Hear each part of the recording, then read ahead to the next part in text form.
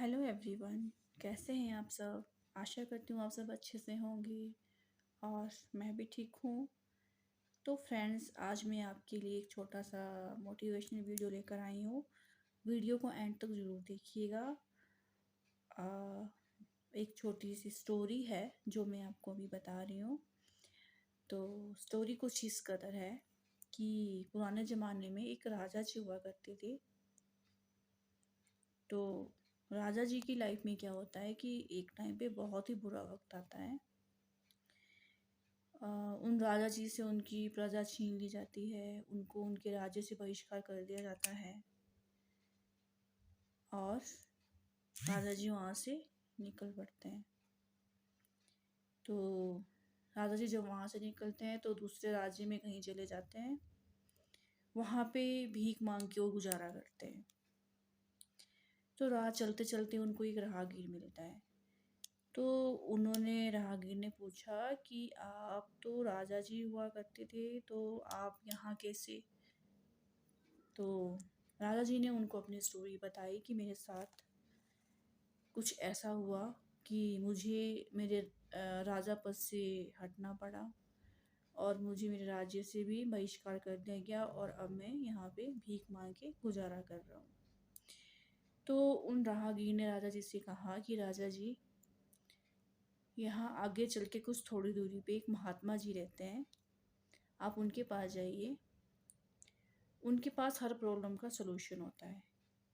तो आप एक बार ज़रूर उनके पास जाइए और आपकी प्रॉब्लम का उनके पास कोई ना कोई सलूशन जरूर होगा।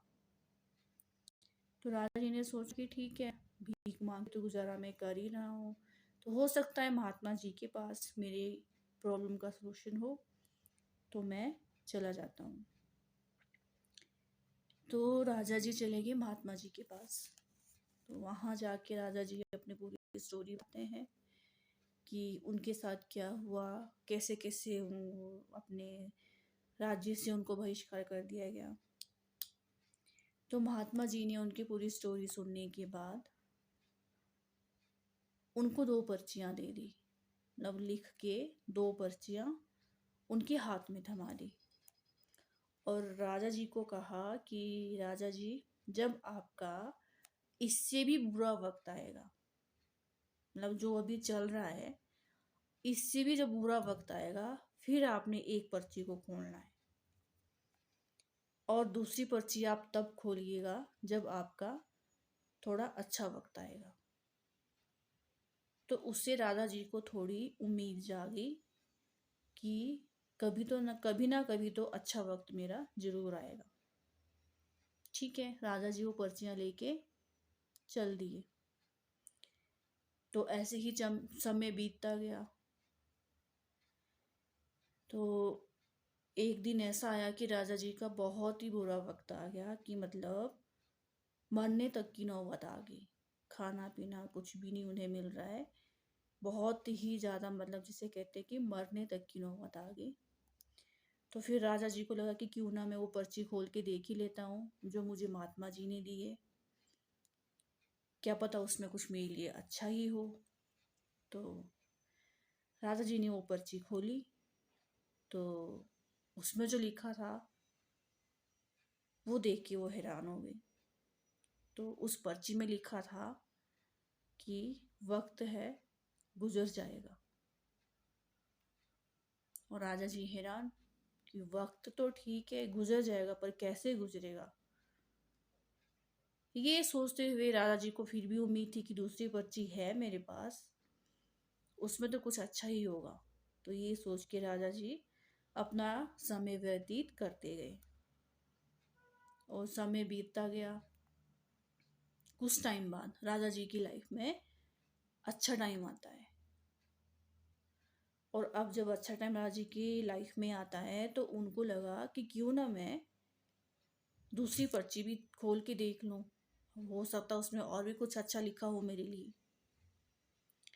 तो राजा जी ने क्या किया, वो दूसरी पर्ची निकाली। तो जब उसको निकाल के वो देखते हैं तो उस पे भी यही लिखा था कि वक्त है, गुजर जाएगा। तो इस स्टोरी का मेन मोटिव यही है कि दोस्तों, हमारी लाइफ में कैसा भी वक्त आए, बुरा वक्त है वो भी निकल जाएगा, अच्छा वक्त है वो भी निकल जाएगा, बट ज़रूरत है हम लोगों को संभलने की। अगर अच्छा वक्त है तो उसे भी हम लोगों को अच्छे से हैंडल करना है, और अगर बुरा वक्त है तो उसे भी हम लोगों को अच्छे से हैंडल करना है। मतलब इतना ज़्यादा परेशान नहीं होना है कि हम खुद का कोई नुकसान कर दे। स्टोरी बहुत अच्छी थी, मुझे लगा क्यों ना मैं आप लोगों के साथ भी ये शेयर करूं।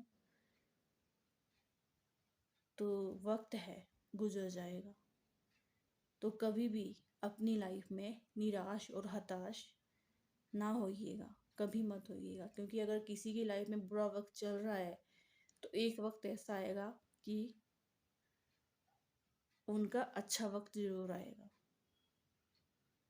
समय की सबसे अच्छी बात यही है कि गुजर जाता है, और जो इस चीज़ में संभल गया वो अपनी लाइफ को अच्छे से सरवाइव कर गया।